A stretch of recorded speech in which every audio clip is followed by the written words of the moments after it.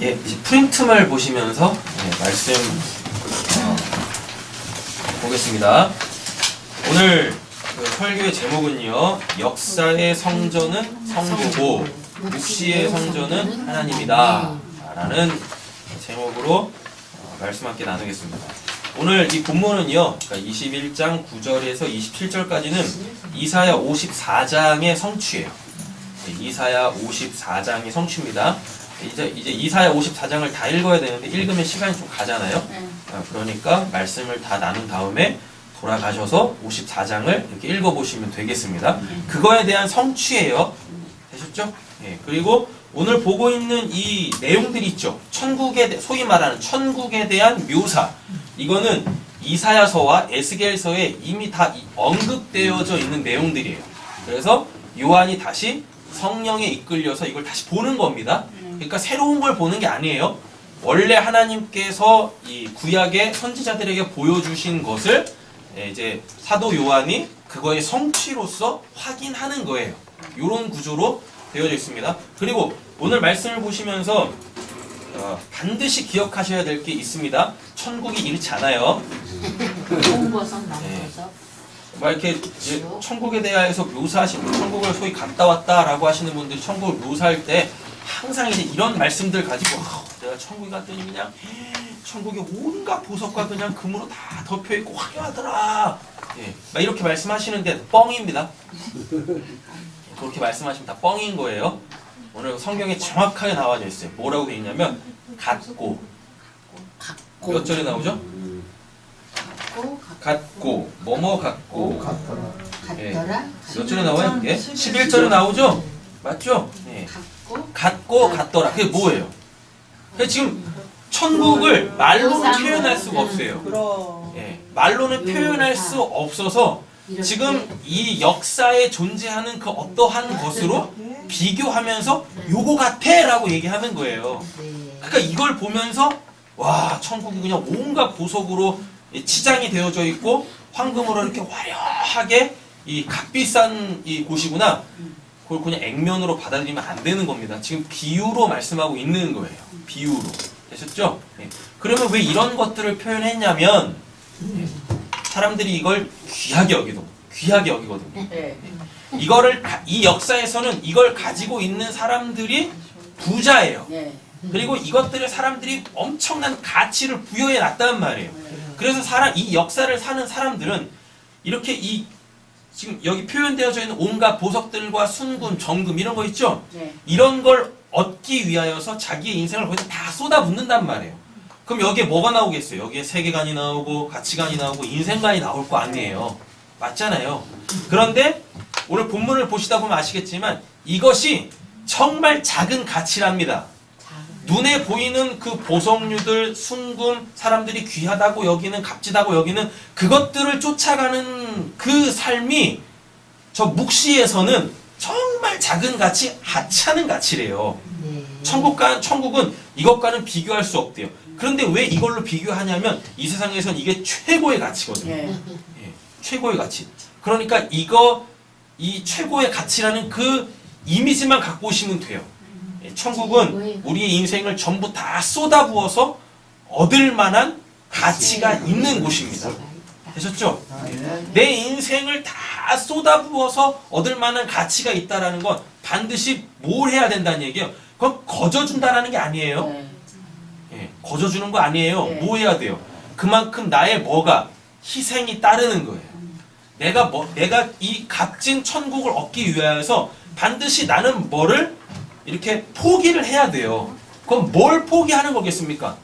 이 세상의 사람들이 즉 천국을 보지 못하고 믿지 않고 하나님을 모르는 그들이 가치 있다고 여기는 이 세상에서의 그 제한적 값진 것들 있죠. 이것들을 포기하는 데서부터 천국의 실체는 우리에게 드러나게 되어진단 말이에요. 되셨죠? 이렇게 되는 거죠. 자, 먼저 이 그림을 가지고 본문을 프린트를 보시면서 보겠습니다. 검은색 글자로 프린트 되어져 있는 게 이게 본문이에요. 그리고 녹색 글자로 프린트 되어져 있는 거는 이 요절들이 갖고 있는 다른 성경의 해석들입니다. 이렇게 보시면 돼요. 파란색은 이해를 돕기 위한 부분인 거고. 네. 자, 보겠습니다. 그리고 본문은 제가 일부러 새 번역으로 옮겨놨어요. 새 번역으로. 그러니까 뉘앙스를 잘 보세요. 9절입니다. 일곱 천사가 마지막 때에 일곱 재난이라고 돼 있죠? 예. 이 재난은 많이 했습니다. 플레게라고 하는데 총 세 가지 의미가 있어요. 뭐냐면 이게 원래 의미는 하나님이 때리다예요. 그러니까 매질하다. 되셨죠? 하나님이 매질하신다라고 했을 때 이 플레게라는 단어를 쓰는데 하나님이 이렇게 매질하실 때 상황이 세 상황이 있어요. 뭐냐면 진짜 맞아야 될 놈들 때리는 거예요. 되셨죠? 되셨죠? 예. 그러면 진짜 맞아야 될 놈들은 누구예요? 하나님 믿지 않는 자들. 그럼 이건 뭐로 오겠어요? 그때는 이게 재앙으로 오는 거예요. 저주로 오는 거예요. 우리는 이거 안 맞아요. 우리는 이걸 맞을 수가 없어요. 왜? 우리는 맞을 놈들이 아니니까. 맞죠? 우리는 뭐예요? 우리 구원받은 하나님의 자녀들이에요. 그러니까 우리는 하나님을 믿지 않는 자들이 당하는 이 재앙은 안 겪는다니까요. 예. 믿으세요. 아멘. 제발 이런 걸 믿으세요. 네. 이런 걸. 자, 근데 요 플레게가 또 어떨 때 사용이 되냐면 세상 사람들이 가치라고 여기고 있는 것들. 그런데 나도 그걸 가치라고 여기고 있어.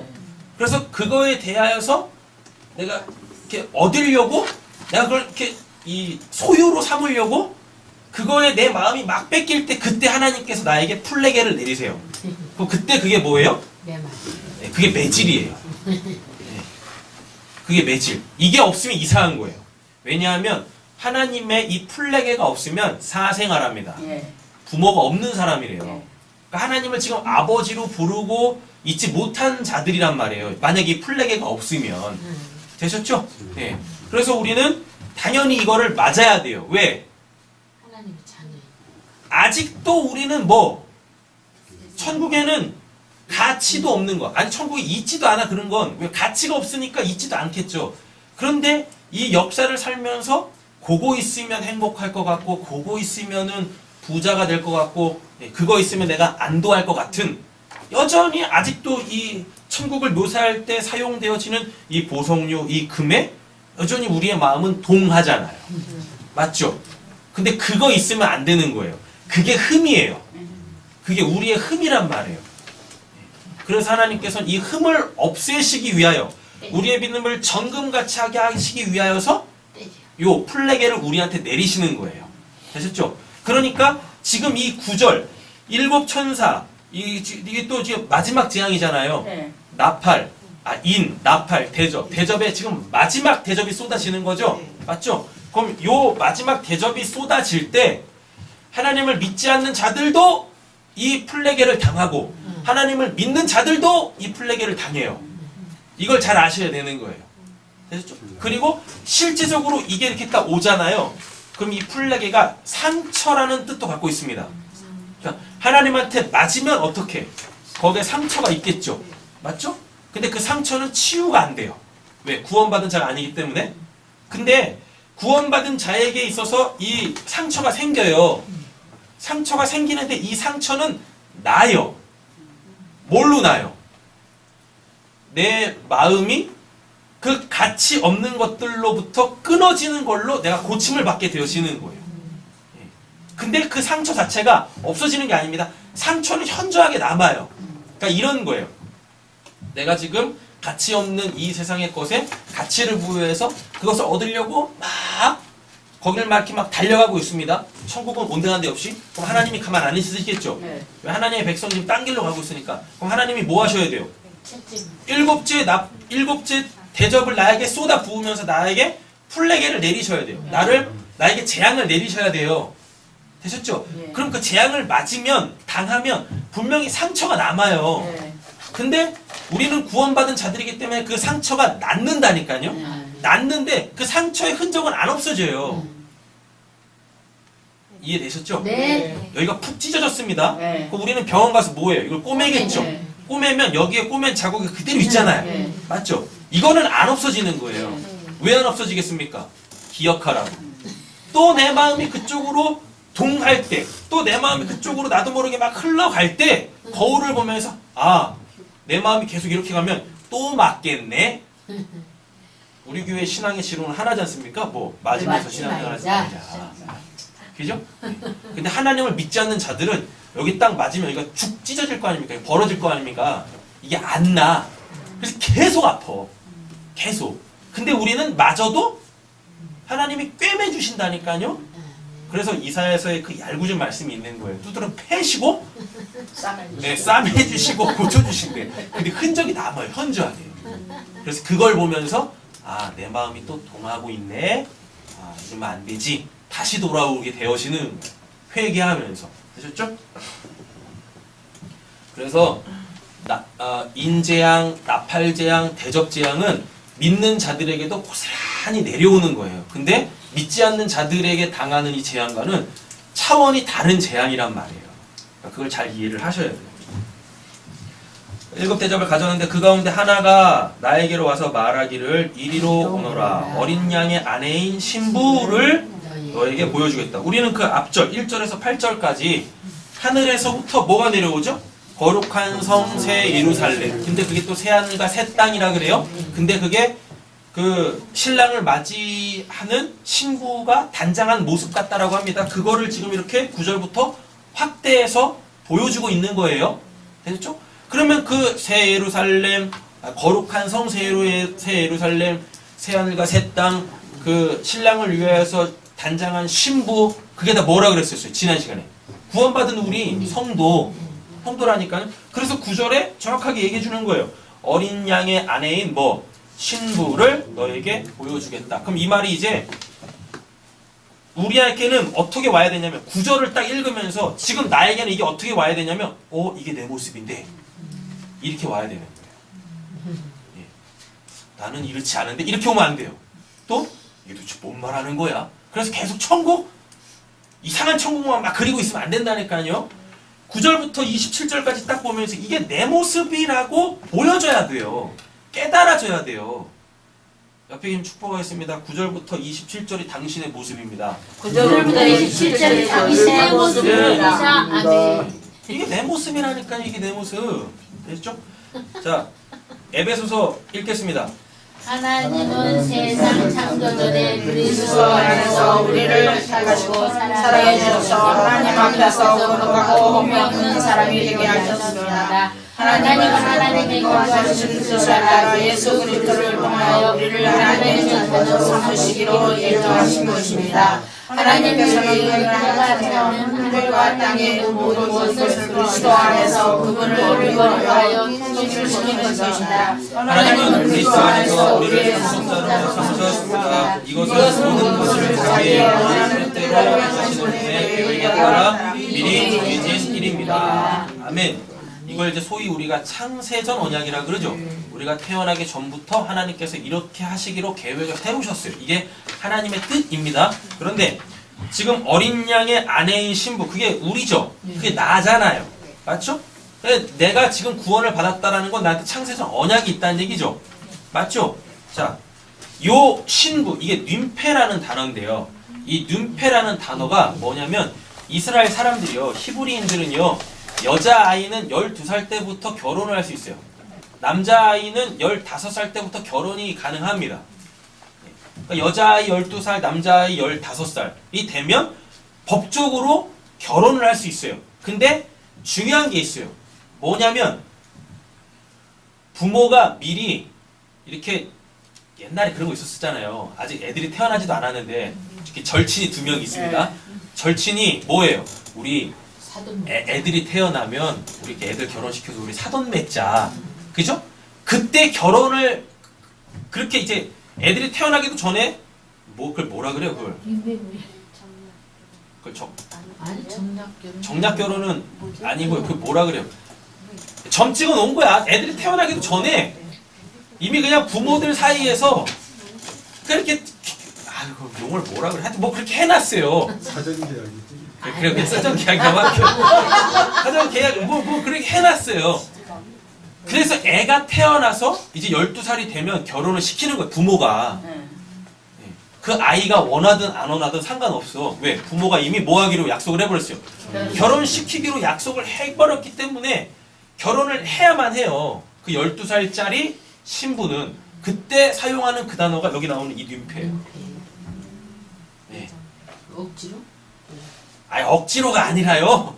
그러니까 포커스가 이 신부에 대한 포커스가 뭐냐면 점찍어 놨다. 얘가 지금 신부가 됐잖아요. 얘가 신부가 됐는데 얘가 신부가 될 수 있는 조건이 뭐냐면 이미 얘가 태어나기도 전에 너는 얘의 신부감이야라고 이렇게 정해져 있다니까요. 그게 우리라고요. 그게 우리. 우리는 태어나기도 전에 하나님께서 내 아버지 되시는 하나님께서 누구? 나를 구원하신 그리스도 예수의 신부로 그렇게 그냥 창세전에 뜻을 세우셨다니까요. 그게 그래서 오늘 우리에게 뭐 성취가 되는 거예요. 재밌지 않습니까? 그 구원받기로 계획되어져 있는 애가 12살 되니까 죽어요. 구원 못 받고. 그잖아요. 야이로의 딸. 야이로의 딸. 예, 그래서 예수가 가서 뭐예요? 살리죠. 그래서 뭐예요? 먹을 거 주잖아요. 그래서 예수로 살라라고 하잖아요. 근데 그 아이 고치러 갈 때 누가 있었습니까? 생명을 계속 흘려보내는 12년 동안 혈병 앓고 있었던 여자가 있어요. 근데 그 여자가 무엇합니까? 예수님의 옷자락을 만집니다. 그랬더니 어떻게 돼요? 낫죠. 그 사건이 어디서 나오는 사건이냐면 룻기 있죠. 룻기에 보면 룻의 원래 남편이 있었죠. 그죠? 그 원래 남편이 제 기능을 못하고 죽습니다. 그래서 어디로 옵니까? 국적을 버려요. 그 여자 룻이 원래 모함 여자예요. 근데 국적을 버리고 시어머니와 이 과부된 신분으로 자기 집 베들레헴으로 돌아가고 베들레헴 맞나? 베들레헴으로 돌아온다니까요. 그때 보아스 있지 않습니까? 보아스의 그 이불에 숨어 들어가요. 근데 그 이불의 끝에 숨어요. 그게 예수님의 옷자락을 만지는 그 사건과 똑같은 거예요. 뭐겠습니까? 그러면 그 룻 사건 정확하게 12년 동안 혈류병 앓고 있는 혈류병을 앓는다는 게 생명을 담아내지 못하고 계속 흘려보내는 거예요. 그리고 죽을 수밖에 없다는 얘기거든요. 맞죠? 그래서 그렇게 계속 생명을 흘려보내면 죽을 수밖에 없다라는 게 뭘로 나와요? 12살짜리 그 아이로 나오는 거예요. 그리고 예수님께서 12살 되는 해에 뭐해요? 누가복음에 보면 성전에 올라가서 하나님의 말씀을 가지고 성전을 지키고 있는 제사장들과 서기관들과 하나님의 말씀으로 얘기를 나눕니다. 다 이렇게 구원사로 맥이 이렇게 뻥 뚫린단 말이에요. 이걸 이제 종합해서 보여주는 게 어린 양의 아내인 신부 이렇게 표현을 하는 거예요. 신부. 근데 그게 누구예요? 그게 나라니까요. 그게 나. 자, 10절입니다. 나를 성령으로 휩싸서 크고 높은 산 위로 데리고 가서 하나님께로부터 하늘에서 내려오는 거룩한 도성 예루살렘을 보여주었습니다. 여기서 보여주다는 데이크님이라는 단어인데요. 이건 뭐냐면 뭐뭐를 증명하답니다. 안 믿어? 그러니까 어떻게 돼요? 증명해줘야지. 그건 뭐예요? 믿을 수밖에 없겠죠. 그죠? 근데 크고 높은 산 위 그리고 거룩한 도성 예루살렘 이거 어디서 많이 보시지 않았어요? 그리고 지금 누구의 인도를 받아? 성령의 인도를 받아 크고 높은 산 그리고 거룩한 도성 예루살렘으로 가서 뭔가가 지금 증명이 되고 있어요.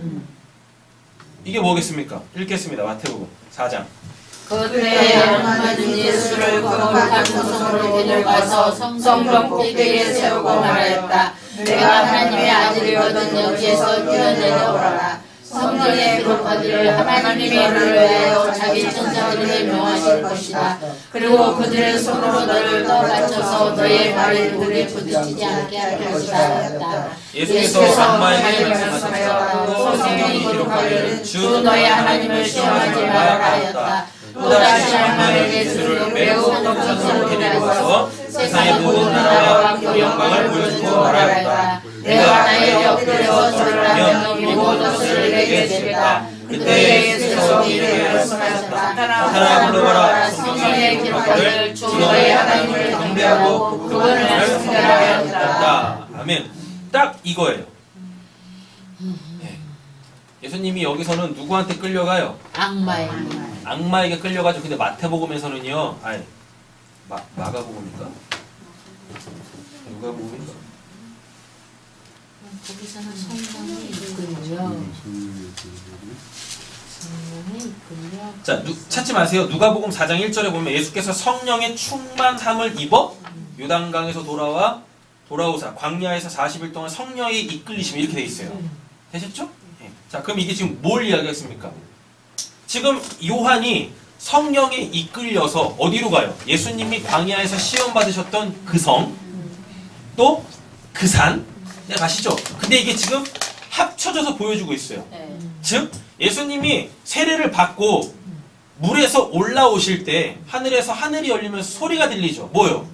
이는 내 사랑하는 아들이요 내 기뻐하는 자다. 이게 지금 우리를 향하신 하나님의 말씀이란 뜻이에요.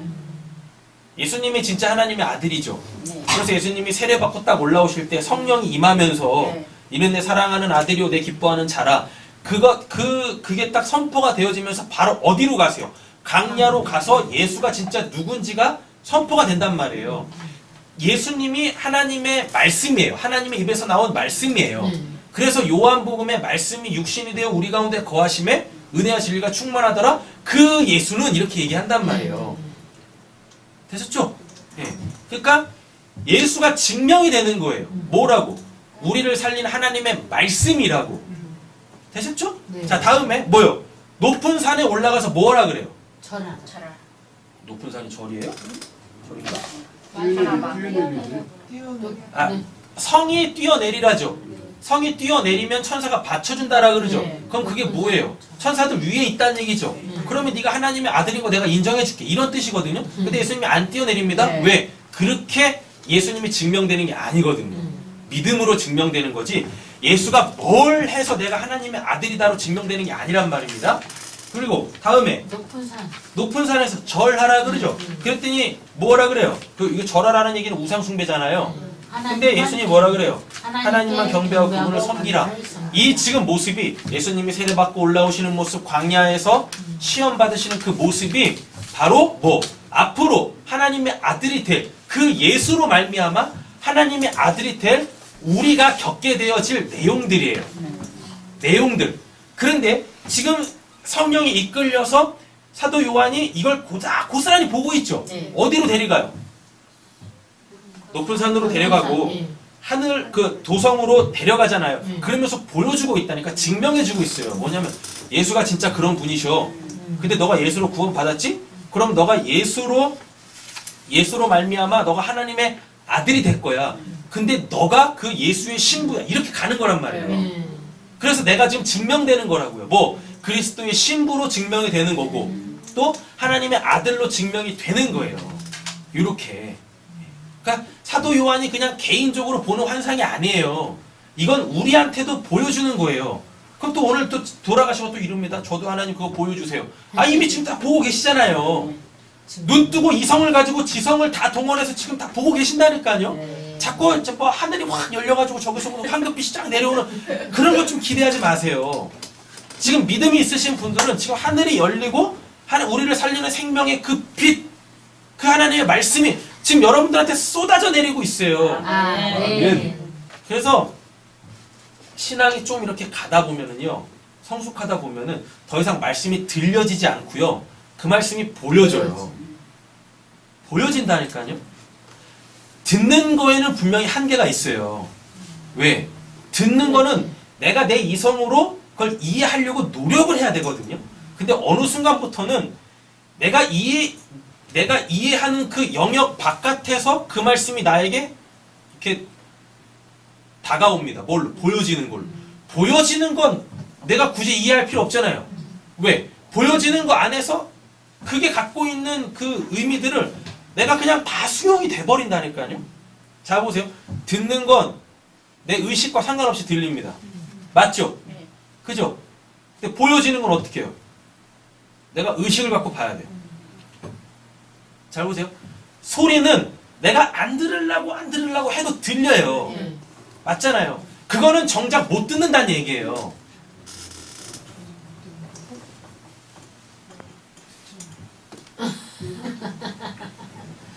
자, 소리는요. 그러니까 지금 내 의지와 상관없이 다 들려요. 귀를 막고 있어도 들린다니까요. 되셨죠? 근데 말씀을 그렇게 듣는다라는 건 뭐냐면 둘 중에 하나입니다. 안 들리거나 진짜 안 듣고 있거나 아니면 주체가 내가 돼서 그걸 이해하려고 하는 거예요. 그럼 거기서 믿음이 안 생겨요. 뭐라고요? 2단계를 넘어가 버리면 말씀이 보여지기 시작해요. 제가 지금 이렇게 말하고 있는 것들이 그냥 그림으로 그려지신다니까요. 그림으로 그려진다라는 건 다른 개념이 아니라 아 이게 내 말씀이지, 아 이게 나지. 오늘 본문 같으면 아 이게 지금 나에 대해서 이야기하는 거구나. 이렇게 이해가 된다니까요. 자 근데요. 눈에 지금 내 앞에서 보여지는 건 내가 안 보려고 눈을 감으면 안 보이죠. 그렇지. 그죠? 근데 내가 보려고 의지를 발동하면 어떻게 해요? 눈을 딱 뜨는 순간 내 이성과 상관없이 내 지성을 다 동원할 필요 없이 그냥 그것 자체가 나한테 다 들어옵니다. 예. 그러면은 내가 저걸 믿어야지 하지 않아도 믿어질 수밖에 없어요. 예.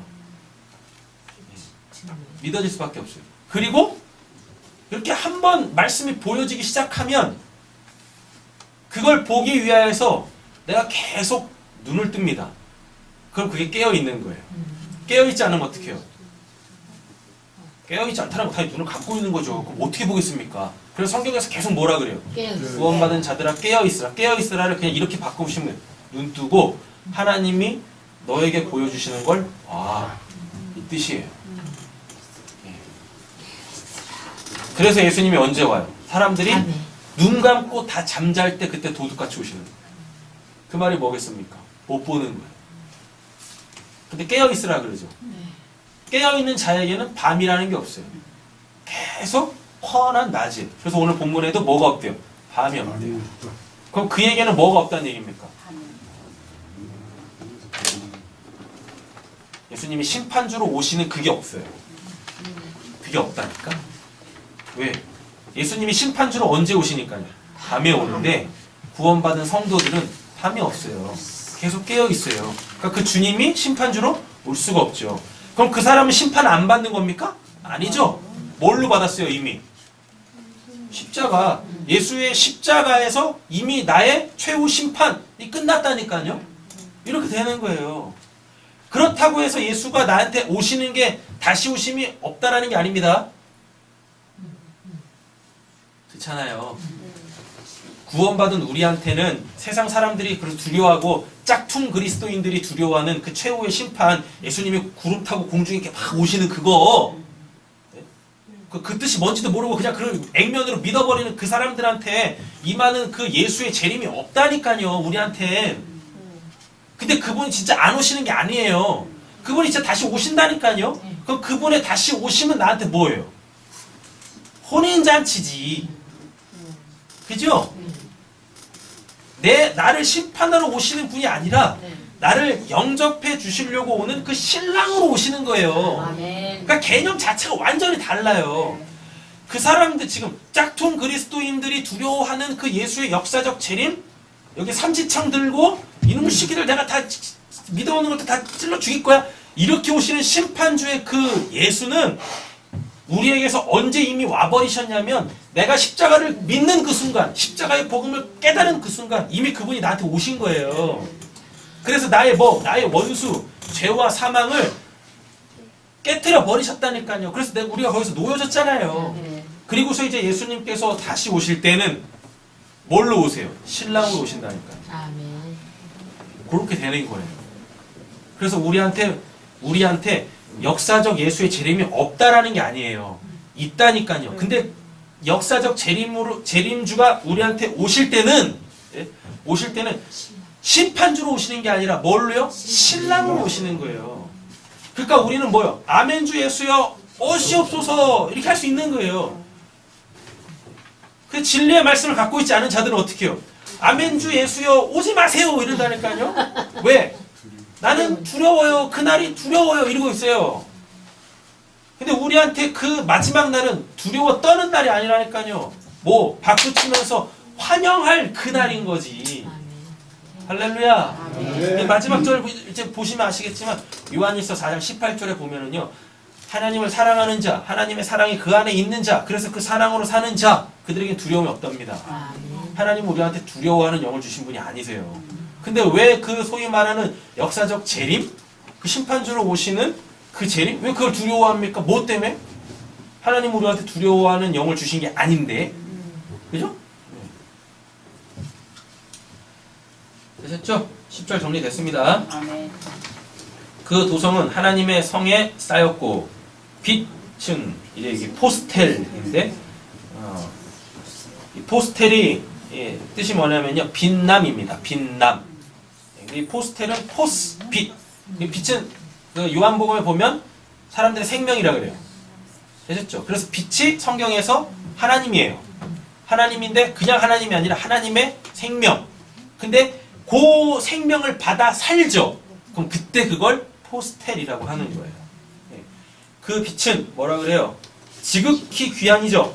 이게 티미오스라고 하는데요. 이게 가치 있는 일. 이게 진짜 가치 있는 거예요. 요게 지극히 귀한 뭐 보석과 이게 리토스입니다. 예수한테 쓰는 표현이에요. 리토스. 예수님이 뭐라 그래요? 산돌, 흰돌, 거치는 돌 그때 쓰는 거예요. 우리 믿음의 반석 그때도 예수가 리토스 돌이란 말이에요. 그럼 뭐예요? 예수님이 진짜 가치예요. 예수의 그 복음, 십자가의 그 복음이 진짜 가치란 말입니다. 눈에 보이는 역사의 이 산물들, 사람들이 가치 있다 여기는 그것들이 진짜 가치 있는 게 아니에요. 그건 작은 가치예요. 작은 가치. 천국에서는 그걸 쓰레기 취급도 안 해요. 그래서 천국은 있지도 않아. 있지도 않다니까요. 그래서 우리는 진짜 가치, 그 예수의 그 복음, 십자가의 그 복음, 이 복음으로 살아야만 한다라는 것입니다. 뭐라 그래요? 갖고라 그러죠? 그죠? 또 수정처럼 맑은 벽, 옥과 같도다. 벽 이게 이아스피스인데 이게 자스퍼래요. 뭔지 모르겠어요. 보석의 한 종류예요. 모르겠어요. 뭐 어떻게 생겼는지. 뭐 있대요. 근데 뭐라 그래요? 그 돌, 리토스 또 나왔네? 이렇게 되죠. 같았습니다. 라고 이렇게 되어 있어요. 그러니까 지금 사도 요한이 보고 있는 그 천국에 대한 묘사들은 실제가 아니란 얘기입니다. 묘사예요. 묘사. 근데 왜 이런 표현을 쓴다고요? 세상 사람들이 이거를 세상에서는 가치 있다고 여기거든요. 가치 있다고. 그래서 세상 사람들이 가치 있다고 여기는 그거를 빗대어 천국을 설명하는 거예요. 이렇게. 근데 진짜 그 천국이 진짜 가치 있는 거예요. 진짜 가치 있는 거. 빌립보서 2장 15절 읽겠습니다. 그래야 여러분은 겁이 없고 순결해서 부러워지고 뒤틀린 세대 가운데서 하나님의 없는 자녀가 되어야 합니다. 그래야 여러분이 이 세상에서 별과 같이 빛날 것이다. 아멘. 이 세상에서 별과 같이 빛날 것이다 라고 되어 있죠? 이 별과 같이 빛날 것이다. 이게 포스텔입니다. 포스텔. 그럼 이게 우리가 그럼 이제 포스텔 돼야 되죠? 그렇죠? 우리가 포스텔 되려면 뭐예요? 내가 천국을 살아야 돼. 이 역사 속에서, 이 인생 속에서 천국의 그 삶을 살아내야 돼요. 그럼 우리는 이 천국에서, 그럼 이 역사에서 우리가 어떻게 천국의 삶을 살아내겠습니까? 12절이죠. 15절이죠. 흠이 없고, 순결해서, 구부러지고 뒤틀린 세대 가운데 하나님의 흠 없는 자녀가 되어야 합니다. 이렇게 살면 우리가 뭐요? 포스텔, 천국을 산다라는 것입니다. 되셨죠? 이걸 이제 조금 더 다른 표현으로 설명을 하자면 세상 사람들이 눈에 보이는 가치를 쫓을 때 우리는 눈에 보이지 않지만 진짜 가치 있는 그것을 위해서 사는 거죠. 그걸 얻기 위하여 사는 거죠. 그럼 그때 그걸 포스텔. 그래서 마태복음에 예수님이 우리 보고 뭐라 그래요? 너희는 세상의 빛이요 소금이다 라고 얘기를 하는 겁니다. 천국에 대한 묘사들이 많이 나오잖아요. 18절부터 나오잖아요. 뭐 온갖 보석들이 이렇게 나오잖아요. 이 보석들이 출애굽기 28장 15절에서 21절 보면 그 대제사장들이 입는 옷 있죠. 그걸 에봇이라고 그러는데 그 에봇에 또 흉패가 하나 있습니다. 그 흉패가 뭐냐면 여호와께 성결이라고 했을 때 시시비비 가릴 때 그걸 기준으로 이렇게 시시비비를 가려요. 그 제사장 말고 대제사장이 어디 들어갈 때, 지성소에 들어갈 때 입는 그 에봇의 그 흉패에 지금 달려있는 그 보석들 있죠? 그 보석들이 17절부터 나오는 이 보석들이에요. 그럼 뭐겠습니까? 이 뭐겠어요? 대제사장의 흉패에 박힌 12개의 값비싼 보석들. 이게 지금 천국을 묘사하고 있단 말이에요. 그럼 결국 뭐겠습니까? 그게 여호와께 성결이란 뜻이에요. 그 흉패가, 그 에봇이 그 12개의 값비싼 보석으로 이렇게 박혀있는 그 흉패가 여호와께 성결이란 뜻이라니까요. 그럼 천국을 지금 이렇게 묘사하고 있는 게 뭡니까? 연결을 해보세요. 그 여호와께 성결이라니까요. 우리가 성결한 지금 네. 천국이 그렇게 성결한 곳이에요. 그리고 우리가 뭐? 네, 우리가 성결한 자들이어야 한다라는 겁니다. 이렇게 되는 거예요. 자, 12절입니다.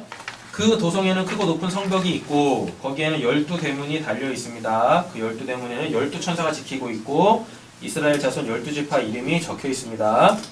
자, 여호와 삼마 많이 들어보셨죠? 여호와 라파, 여호와 니시, 여호와 삼마. 이게 여호와 시리즈거든요. 여기서 여호와 삼마의 뜻이 뭐냐면 여호와가 영원히 거하시는 곳. 근데 지금 천국을 보고 있죠? 그 천국에 누가 계세요? 하나님이 영원히 계시잖아요. 여호와 삼마라니까요. 이거 에스겔 10장, 43장, 48장에 기록을 해놨습니다.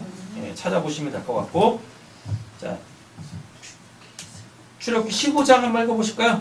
주께서 백성을 인도하사 그들을 주의 기업에 산에 삼으시리라. 여호와의 주의 처소를 삼으시려고 예비하신 것이라. 주여 이것이 주의 서로로 세우시는 성소로다. 여호와께서 영원 공공하도록 다스리시리로다. 여호와 삼마 나왔죠? 네. 지금 사도 요한이 어디로 이끌려갔어요? 높은 산, 거룩한 도성, 예루살렘.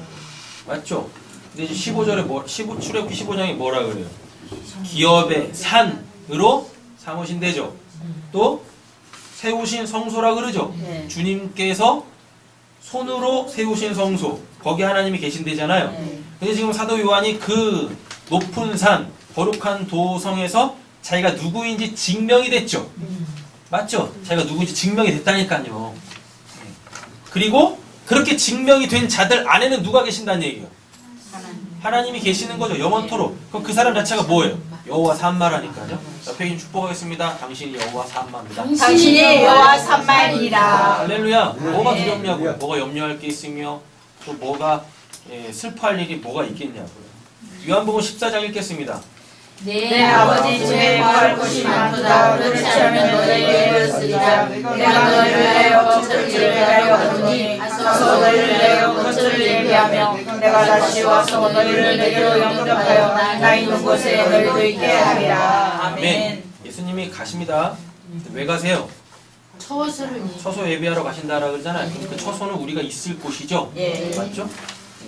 그리고 그리로 우리를 데리고 오신대잖아요. 근데 이제 말씀들을 이제 쫙 이어서 보면 예수님께서 처소를 예비하러 간다라는 그 말씀이 결국은 뭐란 얘기예요?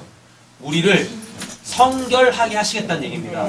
그래서 나를 하나님이 거하실 성전 삼아서 예수님이 다시 오신대요. 그래서 내 안에 뭘로 계시겠다는 얘기예요? 하나님의 생명, 그 빛, 그 포스텔의 삶을 살게 하시겠다는 얘기입니다. 되셨죠?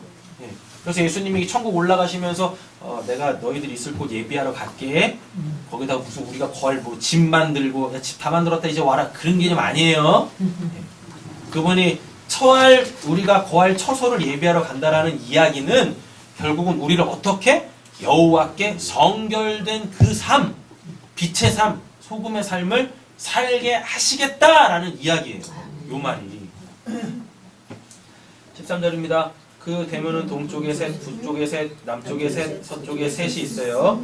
그 도성의 성벽에는 주춧돌이 12개가 있고 그 위에 어린 양 12사도의 12이름이 또 적혀 있습니다. 여기 돼 있죠? 자, 12절 보시면 대문에는 뭐가 있고 12지파 이름이 있고 되겠죠? 문과 주춧돌에는 사도의 12이름이 있네요.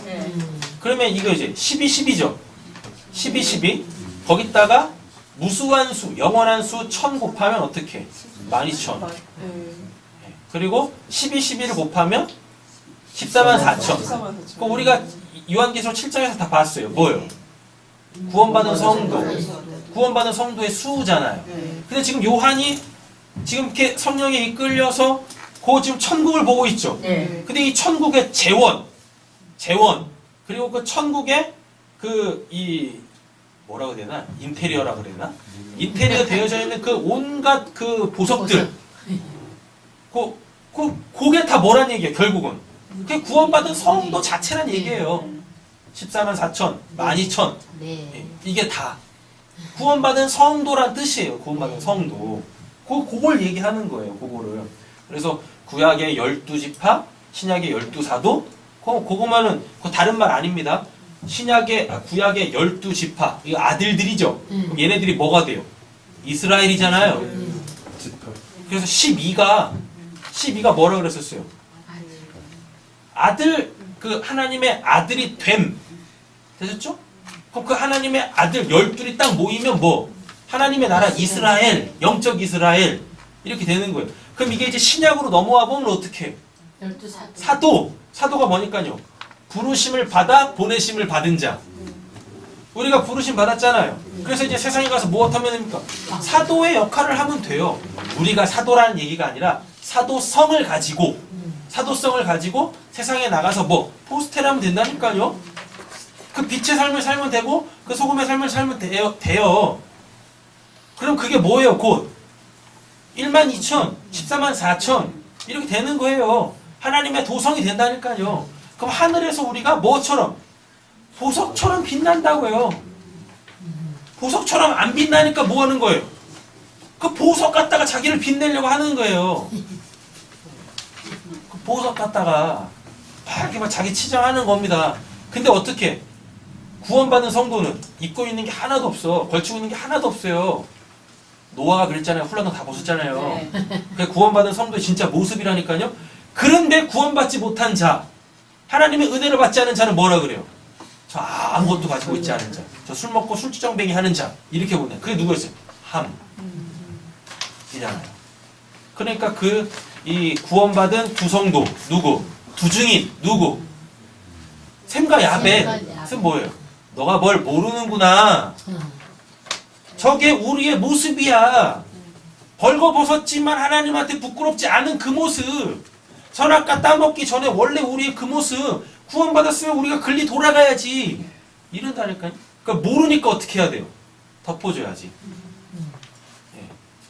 은혜를 설명해 줘야 될 거 아닙니까? 우리가 하나님의 은혜를 받아 저 모습이 된 거야. 근데 너가 그걸 모르네, 하마? 그래서 어떻게 해요? 그걸 다시 설명해 주는 거예요. 뒷걸음질 쳐가지고 이렇게 다시. 뒷걸음질 친다는 얘기는 뭡니까? 육신의 눈으로 보지 마, 저 모습. 하나님의 은혜야. 근데 이놈의 그리스도인들까지도 무엇해요? 육신의 눈으로 보면서 그냥 육신의 것으로 자기를 막 치장을 하네. 그러면서 뭐예요? 하나님이 주셨습니다. 이러고 있어요. 하나님은 뭐 하시는데? 플렉에 두드러 패고 계십니다.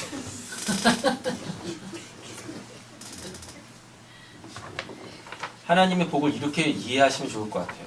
뭐냐면 그걸 얻는 걸 하나님의 복이라고 생각하지 마시고 그거로부터 놓이는 게 하나님의 복이에요. 그거로부터 놓이는 게. 잘 보세요. 왜 그거를 달라고 하나님한테 기도하죠? 내가 거기에 매여 있기 때문에 그래 하나님을 도구로 쓰는 거란 말이야. 그거를 치렁치렁 이렇게 막 메고 다녀 막 여기다 이렇게 막 귀찢을 정도로 이렇게 막 들고 다녀. 손가락 들 수 없을 정도로 이렇게 막 이렇게 막 들고 막 이렇게 들고 다녀. 그래서 막 죽을 것 같아. 막 죽을 것 같아. 그래서 목 디스크 걸리고 막 귀 찢어지고 손가락 마디마디 루마티스 관절염 생기고 막 많이 장애. 하나님께서 거기서 건져내시려고 하는 거예요. 여기 이렇게 한번 생각해 보십시오. 여기 막 화려한 것들로 막 치장하고 있는 사람이 딱 이렇게 있어요. 이렇게. 있다니까요. 그걸 그 사람이 막 자기를 자랑하고 자기는 이런 사람이야 입증하고 있습니다. 근데 그 앞에 아무것도 가지고 있지 않은데 전혀 꿀리지 않아. 전혀 꿀리지 않는 거죠. 뭐가 대단한 거예요? 꿀리지 않아. 뭐가 대단한 거예요? 관절염 걸리고 목 디스크 걸리고 아무것도 없어. 전혀 그런 거에 마음이 동하지도 않고 그런 거에 시간과 재화를 쏟아붓지도 않아요. 얼마나 자유한. 그죠?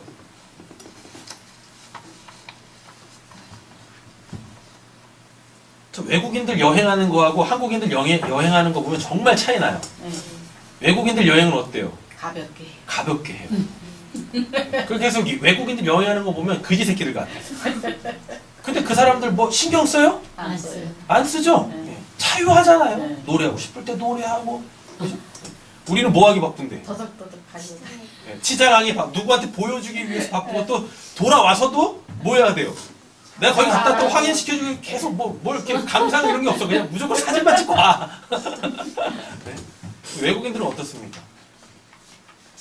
가볍게 다닌다니까요. 그래서 거기를 그냥 거기를 즐기잖아요. 누리잖아요. 그죠? 우리는 크게 안 돼요. 왜 안 될까요? 왜?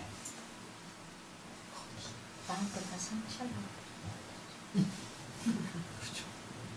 다 벗어야 됩니다. 우리는 매여 있는 것들이 너무 많다니까요. 그리고 은연중에 신앙이 그 매여 있는 것들을 더 나를 그거에 올가매기 위해서 신앙을 이렇게 오해해서 잘못하는 신앙이 너무 많단 말이에요. 오히려 참된 신앙은 뭔데? 우리를 올가매고 있는 것들로부터 자유케 해줄, 거기서 놓아줘서 자유자의 신분. 그래서 그 여행객, 나그네의 삶을 살게 하시려고 하는데 자유로운 영혼이 되게 하시려고 하는데 왜 그게 잘 안 되는 것 같아요. 자, 에베소서 2장 읽겠습니다. 너희는 사도들과 선지자들과 세우심을 얻는 자라. 그리스도 예수께서 전에 모퉁이 뼈에 되셨느니라. 그의 안에서 물만받아 서로 연결하여 주 안에서 성전이 되어가고 너희도 성령 안에서 하나님이 거하실 초소가 되기 위하여 그리스도 예수 안에서 함께 지어져 갑니다. 네. 오늘 보면 그냥 계속 이걸로만 포커스 맞추셔서 가면 됩니다. 지금 요한이 보고 있는 그 묵시의 그 천국이 뭐? 나라는 거. 그거에 맞추시면 돼요. 그래서 역사에서는 내가 하나님의 성전이 돼서 내 안에 하나님 계시는 거고 이제 육신적 죽음 다나토스가 와서 원래 그 자리들로 다 돌아가게 되어지면 그때는 하나님이 성전이시고 우리가 그 안에서 왕 노릇하며 사는 거예요. 이렇게 바뀌어요. 그래서 오늘 설교의 제목이 그래서 중요한 거예요. 역사의 성전은 나고 묵시의 성전은 하나님이시고 이렇게 가는 거란 말이에요. 그래서 역사를 살 동안은 예수가 내 안에서 왕노릇하고 되셨죠? 그리고 묵시로 가면 내가 왕노릇하고 이렇게 되는 거란 말입니다. 자, 15절 보겠습니다. 나에게 말하던 그 천사는 그 도성과 그 문들과 성벽을 측량하려고 금으로 된 자막대기를 가지고 있습니다. 어떤 기준이 있다는 얘기죠? 네. 맞죠? 그 도성은, 그리고 성경에서 금은 빛, 믿음 다 이렇게 표현을 하는 거예요. 그 도성은 네모 반듯하여 가로 세로가 같습니다. 이거 정방향, 정육면체죠? 그럼 이 정육면체가 성경에 딱 한 군데 등장합니다. 지성소. 지성소가 정육면체예요. 근데 지금 사도 요한이 보고 있는 요즘 천국이 뭐라 그래요? 정육면체죠. 뭘로? 가로와 세로와 높이가 서로 똑같이 12,000 스타디온이라고 한다니까요. 예. 그럼 이걸 지금 구약의 어떤 이미지를 따가 본 거예요? 지성소, 성막의 그 지성소가 지금 사도 요한이 보고 있는 그 천국이라니까요. 근데 그 지성소에 누가 임재해 계세요?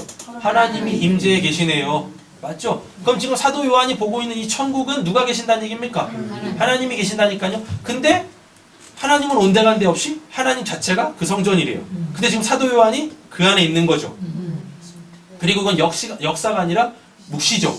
맞죠? 예.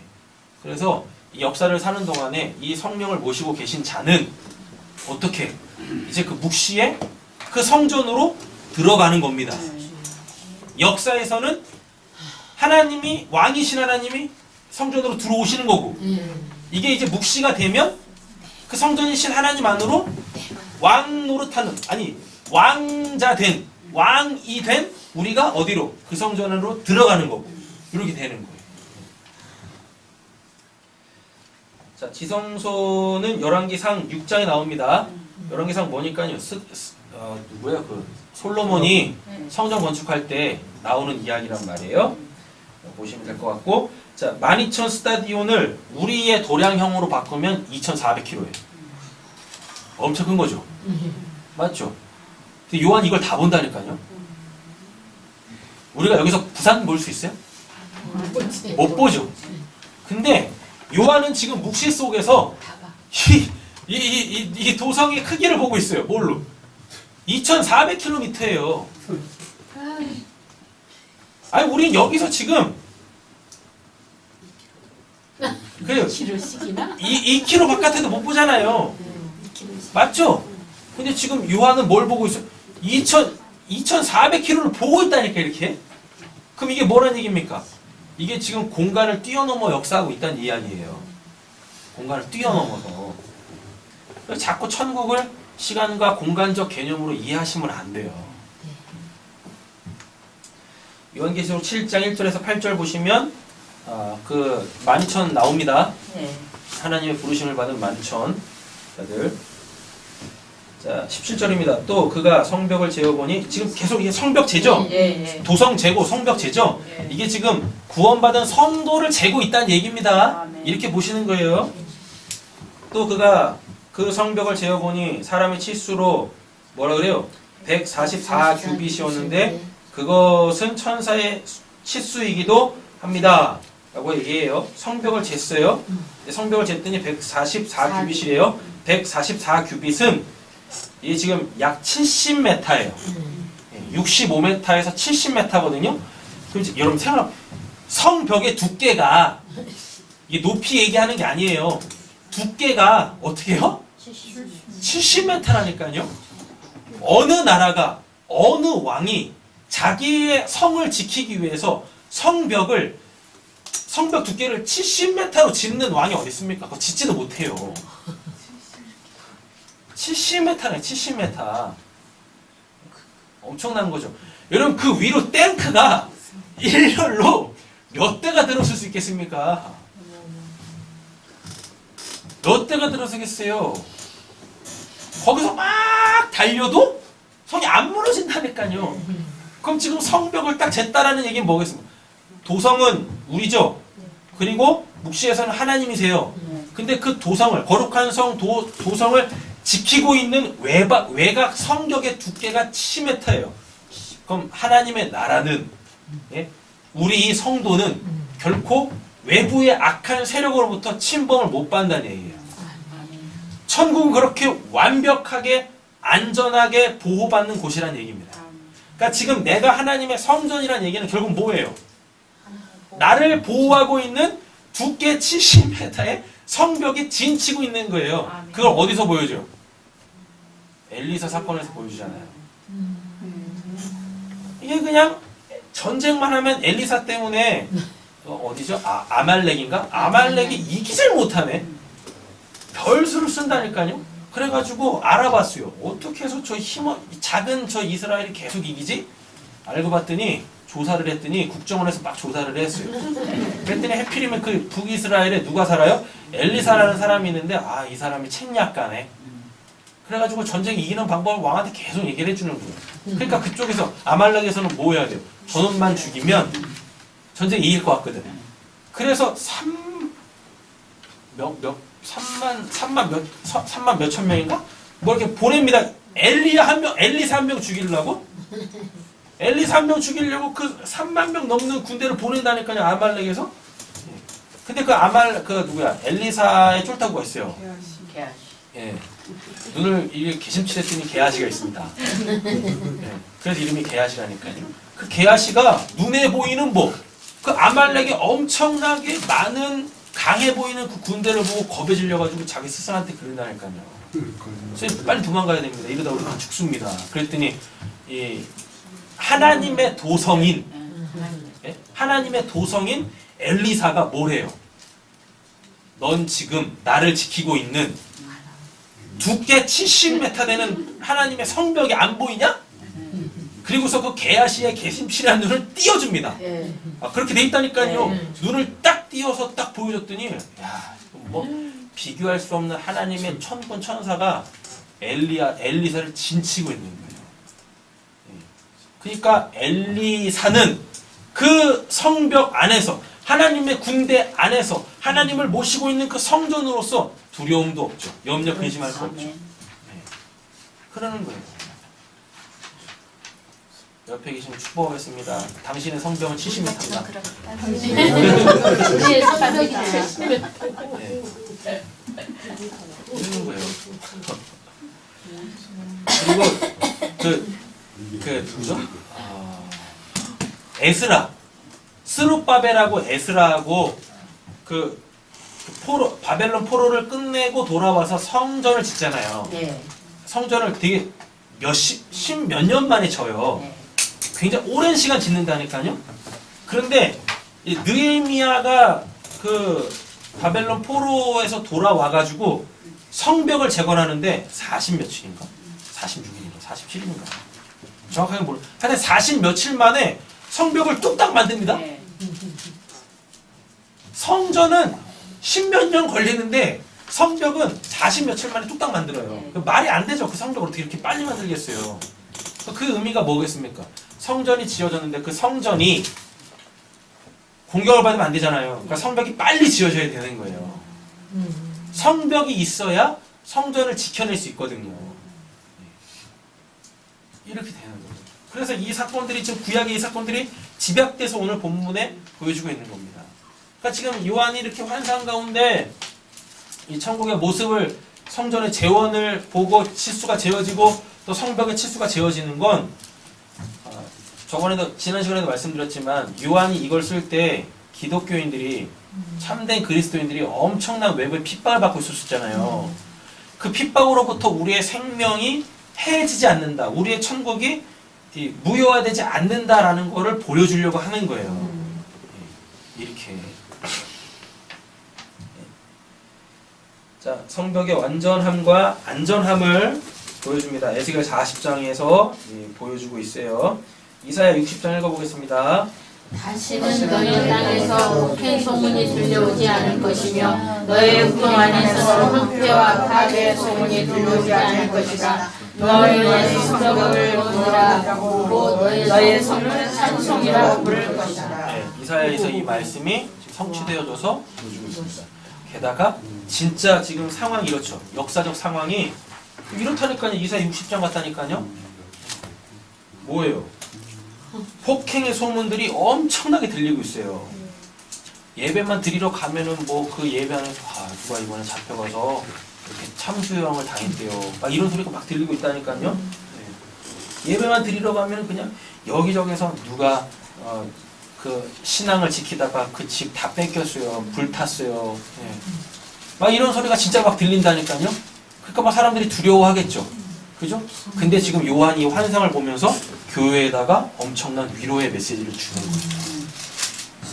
지금 역사 속에서는 이런 것 같지만, 그래서 대접이 막 쏟아부어지는 것 같지만 아니에요.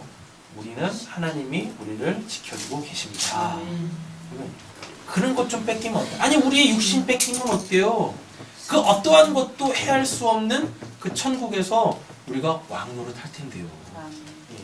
하늘 소망에 대한 더 이 확고함이 그들에게 주어지는 거죠. 예, 그렇게. 자, 18절부터 23절까지 이게 뭐 이렇게 온갖 보석들로 치장되어져 있는 천국 묘사하는 겁니다. 네, 됐어요. 자, 이사야 60장 19절에서 20절 읽어보겠습니다. 10장 넘기세요. 해는 더 이상 것을 밝히는 빛이 아니며 달려도 더 이상 밤을 밝히는 빛이 아닐 것이다. 오직 주님께서 너의 영원한 빛이 되시고 하나님께서 너의 영원한 빛이 되실 것이다. 주께서 너의 영원한 빛이 되시며 내가 가는 날에 끝이 날 것이므로 다시는 너의 해가 지지 않으며 다시는 너의 달이 비치지 않을 것이다. 네, 자 보세요. 자, 오늘 본문 22절, 23절. 나는 그 안에서 성전을 볼 수 없어요. 분명 성전이 내려왔죠. 그 성전을 봤죠. 그 성전 치수가 재어지고 있죠. 심지어 성벽의 치수까지 지어졌죠. 근데 뭐라고 그래요? 나는 그 안에서 성전을 볼 수 없었습니다. 그것은 전능하신 주 하나님과 어린 양이 그 도성의 성전이시기 때문입니다. 역사에서는 내가 성전, 묵시에서는 하나님이 성전, 역사에서는 왕이신 하나님이 내 안에 계시고, 묵시에서는 왕인 내가 그 성전에서 왕노릇 하는 거고, 요거 얘기하는 거예요. 그 도성에서는 해나 달이 비출 필요가 없죠. 왜? 네. 이 역사에 눈에 보이는 저 해나 달은 뭘 보여주려고 하는 거니까요. 하나님이 진짜 빛이시다. 하나님이 진짜 생명이시다. 그거를 설명하기 위해서 임시적으로 만들어 놓으신 거니까. 그런데 묵시로 갔는데, 진짜 천국으로 갔는데 피조물들은 있을 필요가 없잖아요. 거기는. 맞죠? 이게 되는 겁니다. 그것은 하나님의 영광이 그 도성을 밝혀주며 어린 양이 그 도성에 뭐라 그래요? 등불이시기 때문입니다. 라고 이렇게 얘기해요. 이것도 이제 이사 60장의 성취란 말이에요. 자, 잠언 6장 23절 읽겠습니다. 대정명령은 등불이요 법은 빛이요 홍계의 청함은 곧 생명의 길이라. 시편 119편 읽을까요? 주의 말씀은 내 발의 등이요 내 길의 빛이니이다. 아멘. 자, 묵시에서는 그러겠죠. 그 묵시에서 지금 그 내용이 지금 역사 속에서 나에게 어떠한 내용으로 와야 될 거 아니에요. 맞잖아요. 그럼 지금 나에게도 뭐가 없어야 돼요? 해나 달이 필요 없겠죠. 맞죠?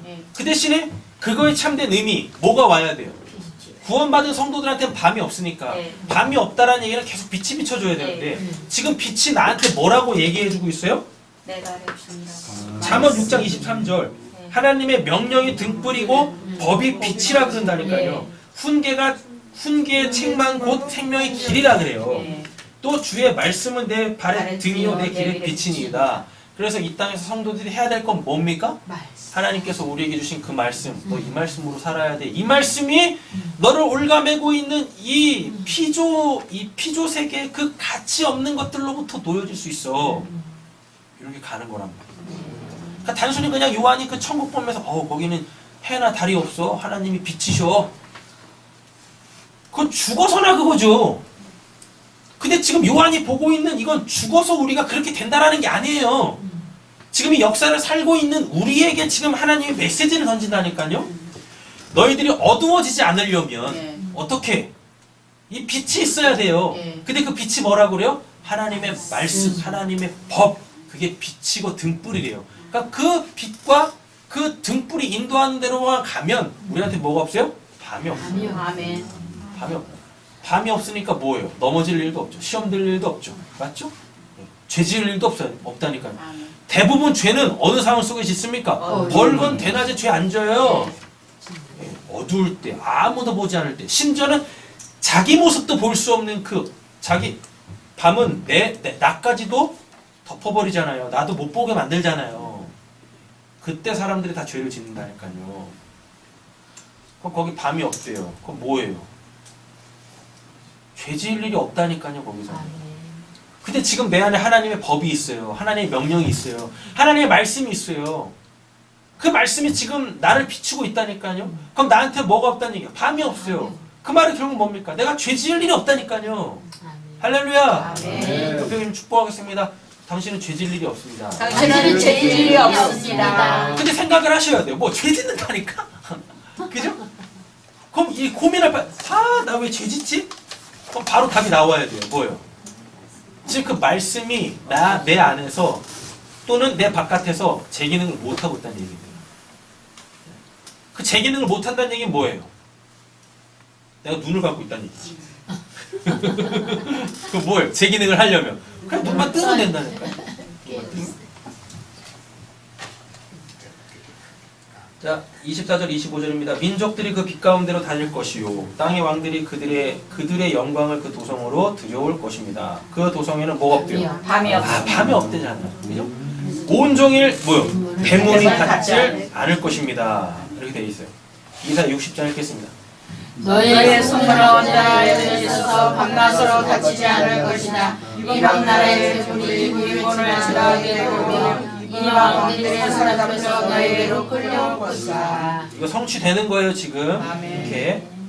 자, 데살로니가 전서 읽겠습니다. 주의 날에 밤이 도둑같이 이럴 줄 너희 자신이 자세히 알기 때문이라. 그들이 평안하다 안전하다 할 때에 임신한 여자에게 해당하는 고통이 이름과 같이 멸망의 갑자기 그들에게 이르리니 결국 깨어지지 못하리라. 형제들아 너희는 어둠에 있지 아니하며 그날이 도둑같이 너희에게 임하지 못하리니 너희는 달빛의 이요 너희의 달이라 물과 밤이라 어둠에 아니하나니 그러므로 우리는 다른 이들과 같이 하지 말고 오직 깨어 정신을 차릴지라. 아멘. 우리한테는 밤 없어요. 그러니까 예수님이 심판주로 도둑같이 오시지 않습니다. 되셨죠? 지금 요한이 보고 있는 이 모습은 이 역사의 자신들의 모습, 묵시의 자신의 모습을 보는 거예요. 그러니까 자기 모습은 보지 않고 그냥 뭐 환상 가운데 꿈 가운데 뭐 어떤 상황인지 모르는 어떤 상황 속에서 그 천국을 가서 보고 왔다라고 하는 사람들의 그 이야기들 속에 자기의 모습이 없으면 뭐예요? 그거 다 가짜라니까요. 다 짝퉁들이라고요. 어머한 거 보고 온 거예요. 차라리 그 시간에 그냥 영화 한 편 보면 돼요. 재밌는 영화 한 편 보고 그냥 알콜 웃고 그냥 하면 되는 거지. 뭐하러 그렇게 자기 모습도 자기가 어떠한 실체인지 자기가 어떠한 지금 신분인지도 모르는 그냥 천국을 계속 그냥 갔다 왔다. 예. 내용도 없이 그냥 자기가 본 것만 계속 얘기하고 있네. 그래서 사람들한테 자꾸 천국을 이상한 개념으로 갖게 만드는 거예요. 그게 뭐예요? 그게 오늘 본문 27절에 나오는 속된 것, 가증한 일, 거짓을 행하는 자들이란 말입니다. 그게 데살로니가 후서 2장 2절 읽겠습니다. 영어로나 또는 말로나 또는 우리에게 받았다는 편지로나 주의 날에 이르렀다고 해서 쉽게 마음이 흔들리거나 두려워하지 말아야 한다는 것이라.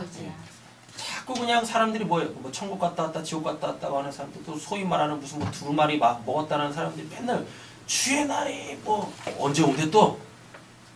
그날은 꼭 안 오셔. 오시면 안 돼. 그날 오시면 안 돼. 걔네 이상한 애, 걔네들이 뭐 진짜 되니까 다 가짜들인데, 그죠? 네. 그래서 안 오시는 거예요. 자꾸 그들이 말하는 그런 그 얄궂은 그것들. 자, 그것 때문에 자꾸 두려워하지 마시라니까요.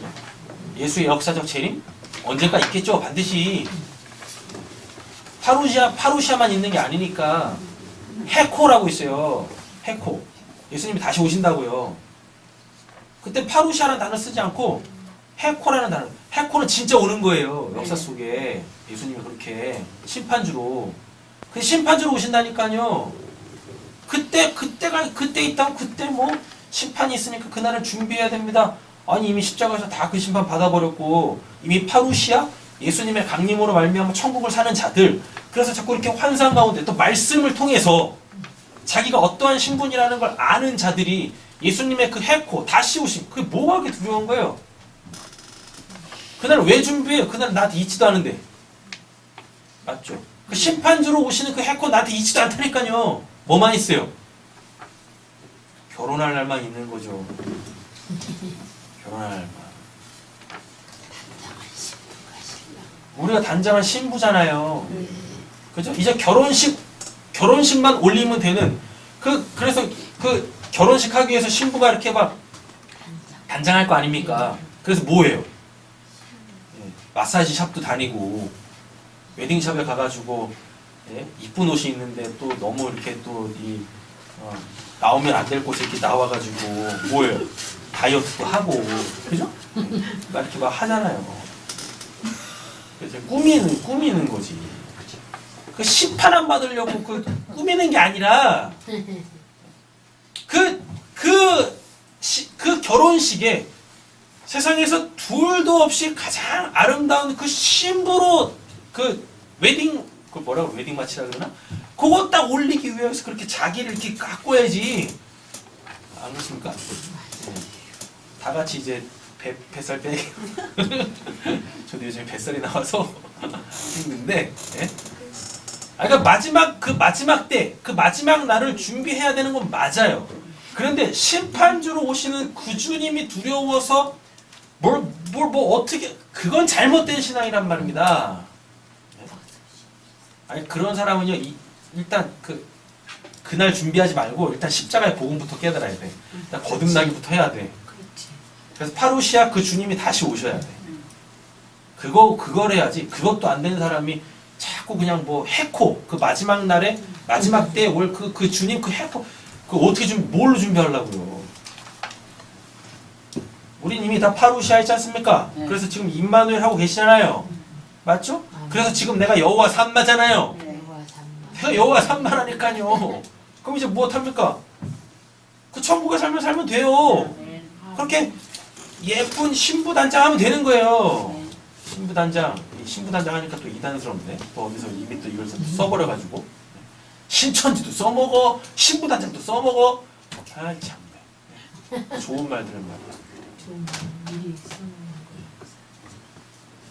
결혼을 앞두고 있는 이 설레는 그 마음으로서 내가 세상에서 제일 이쁜 신부 돼야지 그래가지고, 예? 자기를 이렇게 가꾸는 그 신앙으로 가야지. 그죠? 예. 요한일서 4장 18절 읽겠습니다. 사랑 안에 두려움이 없고 온전한 사랑이 두려움을 내주나니 두려움에는 형벌이 있으니라. 두려워하는 자는 사랑 안에 온전히 이르지 못하느니라. 아멘. 예수님의 그 소위 말하는 역사적 재림, 그 해코, 그거를 뭘로 준비해버리면 두려움으로 준비해. 왜 두렵습니까? 구원의 근거를 자기한테 두니까. 아유, 내가 이렇게 살아서 되겠나? 그럼 진짜 와요? 형벌이 온다니까요? 그럼 그 사람은 구원받는 자가 아니에요. 그리고 사람들은 민족들의 영광과 명예를 그 도성으로 들여올 것입니다. 그래서 요한계시록에 그렇게 하나님께 영광과 찬송과 감사를 올려드립니다. 그분께만 영원토록 세세토록 있습니다. 이런 표현이 나오는 거예요. 그러니까 우리가 취할 명예, 권력, 영광 이런 거 없어요. 다 하나님 거지. 27절 이제 이 부분만 보면 되겠죠? 속된 것, 코이노스, 공통의. 이게 뭐냐면 이 작은 가치예요. 이게 뭐예요? 피조세계. 피조세계를 코스모스라고 하거든요. 피조세계를. 근데 그 코스모스의 가치가 코이노스예요. 코이노스. 작은 가치에. 모든 사람들이 가치 있다고 여기지만 그건 작은 가치예요. 근데 그거를 쫓아요? 그럼 그게 속된 거예요. 그게 속된 거. 그 눈에 보이는 그 한시적 묵시를 설명하는 그것들, 구원받지 못한 자들, 이건 가치 있다라고 여기는 그게 코이노스인데, 그게 속된 건데, 그거를 쫓아가면 그는 청 못 들어갑니다. 무엇이나 그 도성에 들어가지 못하고 이렇게 돼 있잖아요. 못 들어간다니까요. 또 가증한 일과 부델리그마라고 되어 있는데, 이게 뭐냐? 스스로 우상이 되는 겁니다. 부델리그마가 가증한 것이 스스로 우상이 되는 거예요. 스스로 우상이 되는 것. 다음에요. 거짓을 행하는 자. 이 거짓이 푸슈도스라고 해가지고 알레테이가 아닌 거예요. 알레테이가 뭐니까 묵시의 그 진짜 있는 거. 요거. 근데 뭐예요? 거짓을 행하는 자. 알레테이가 없이 눈에 보이는 이 피조세가 전부야. 요걸 하는 자들도 어떻게 해요? 절대로 거기에 들어가지 못하게 돼요. 죽어서 천국 못 가는 거예요. 죽어서 천국 못 가는 자는 아무리 교회를 다니고 신앙생활을 하고 별짓을 해도 여기서 천국을 못 살아요. 죽어서 천국 갈 사람들은요, 여기서도 천국을 살아야 돼요. 여기서도. 할렐루야. 아멘. 여기서 천국을 못 사는데 죽어서 천국을 간다? 말도 안 돼요. 말도 안 돼요. 그럼 여기서 천국을 산다는 얘기는 뭡니까? 속된 것 갖지 말고. 그죠? 다음에 가증한 일 행하지 말고. 거짓대 행하지 말라. 그럼 천국을 사는 거예요. 그게. 다만 어린 양의 생명책 속에 기록되어 있는 사람들만이 들어갈 수 있습니다. 이사야 60장 읽겠습니다. 예루살렘에 일어나서 빛을 비추라. 원의 빛을 너희에게 비추었으며 주님의 영광이 빛처럼 너희에게 떠올랐다. 어둠이 땅을 덮으며 즐거움은 어둠이 민족들을 덮을 것이다. 그러나 오직 너희 위에는 주님께서 아침해처럼 떠오르시며 그의 영광이 너희 위에 나타날 것이다. 이방 나라들의 너희의 빛을 보고 찾아오고 묻 왕이 떠오르는 너희의 광명을 보고 너희로 울 것이다. 아멘. 우리는 포스텔의 삶을 살아야 됩니다. 아멘. 이사야 60장 21절 읽겠습니다. 너희 백성이 모든 흉을 얻고 땅을 영원히 차지할 것이다. 그들은 주님께서 세우신 땅마다 주님의 영광을 나타내라고 만든 주님의 작품이다. 아멘. 옆에 좀 축복할까요? 당신은 하나님이 심은 나무입니다. 당신은 하나님이 심은 나무이십니다. 당신은 하나님의 작품입니다. 당신은 하나님의 작품입니다. 그죠? 작품이 의미하는 게 뭡니까? 작품 자체에는 가치가 없어요. 자, 잘 보세요. 이걸 만약에 작품이라고 해요. 이 작품 자체에는 가치가 없어요. 이 작품이 가치를 가지려면 이걸 누가 그렸느냐가 중요한 거죠. 제가 그린 그림을 갤러리에 딱 걸어놨습니다. 사람들이 사겠어요? 안 사죠. 왜요? 제가 듣보잡이니까. 안 산다니까? 근데 제가 그린 그림 옆에 피카소가 그린 이상야리 꼴이야. 도대체 이해할 수 없는 그 그림 하나가 딱 있습니다. 아니 심지어는 피카소가 화가로서 뜨기 전에 그냥 집에서 그냥 그 도화지에다가 이렇게 흘려 쓴 그림이 제가 심혈을 기울여서 그린 그림 옆에 딱 있어요. 근데 이 옆에 있는 그림은 값을 매길 수가 없는. 왜요? 피카소가 그랬으니까. 이거 자체에는 가치가 없어요. 이거가 가치가 있으려면 이걸 누가 만들었냐예요. 우리 자체는 가치가 없어요. 근데 이 안에 누가 계시면 하나님이 계시면 하나님이 계실 때 나는 값을 매길 수 없는 최고의 하나님의 작품이 되는 거예요. 그리고 하나님이 만들어 놓으신 이 피조 세계 있지 않습니까? 이 피조 세계 자체가 하나님의 갤러리예요. 하나님의 갤러리. 하나님의 갤러리에 우리는 값을 매길 수 없는 최고의 작품으로 지금 이렇게 걸려 있는 거예요. 근데 세상 사람들 뭐요? 세상 사람들 듣보잡, 저 같은 듣보잡들 그것들이 그냥 어떻게 심혈을 기울여서 막 덕지덕지 막 금딱지 무슨 뭐 보석딱지 막 붙여놓고 자 이게 가치야라고 하지만 하나님은 뭐라 그래요? 다 쓰레기라니까. 내 갤러리에서 다 갖다 치워라 저 쓰레기들. 난 내가 만든 그 작품만 내 갤러리에다가 전시할 거야. 이게 우리란 말입니다. 요한이 지금 그걸 보고 있어요. 할렐루야. 아멘. 이게 우리한테도 보여야 될 거 아닙니까? 그래야 소위 말하는 천국의 소망을 두고 비록 세상 사람들이 가치 있다 여기고 있는 그것들을 하나도 지금은 갖고 있지 않다 할지라도 그들한테 꿀리지 않을 거 아닙니까? 아멘. 이렇게 뭐 하나님 몇십 년 동안 믿은 사람들도 5년 동안? 5년 동안 믿은 사람들도 뭐예요? 지금 내가 가지고 있는 게 없다고 나보다 많이 가지고 있는 그 사람들 앞에서 그냥 굽신 그냥 눈치나 보고 있고 저 위에서 하나님이 얼마나 자존심 상하겠어요. 안 그러겠습니까? 하나님을 욕먹이는 거죠. 그게 하나님의 이름을 가증히 여기는 거죠. 뭐겠습니까? 당당하게 사세요. 아멘. 그 사람들이 너 뭐 했는데 너 지금 뭐 이러는 것도 아무것도 없고 가진 것도 아무것도 없어. 그럼 우리 뭔 얘기하면 돼요? 뭔 얘기하면 되면 그 앞에서 죽어서 보자. 죽어서 보자. 너 어디가 있나?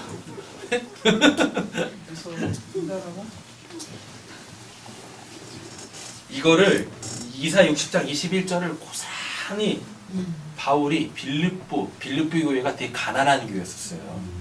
그래서 사도 바울이 이렇게 선교를 하고 또 사역을 하는데 필요한 뭐 돈이 필요할 거 아니에요. 맞잖아요. 그래서 이렇게 이 후원을 받았단 말이에요. 사도 바울이. 근데 사도 바울이 빌립보 교회를 자기 신부라고 했었어요.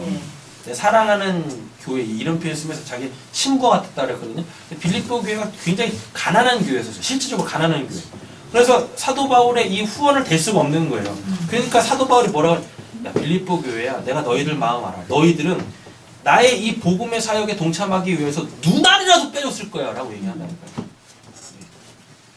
그런 가난한 빌립보 교회에다가 사도 바울이 지금 이렇게 얘기합니다. 읽겠습니다. 그러나 우리의 시민권은 하늘에 있습니다. 그것으로부터 우리는 구주로 오신 주 예수 그리스도를 기다리고 있습니다. 네, 우리 이렇게 이 역사 속에서 비록 지금은 가난할지라도 우리의 시민권은 하늘에 있어. 우리가 여기서 가난한 이유는 우리가 여기 시민이 아니기 때문에 그래 라고 합니다. 그래서 타종교가 사람들을 개종시킬 때 쓰는 방법이 있습니다. 뭡니까? 지원을 해줘요. 네, 삶을 지원을 해주는 거예요.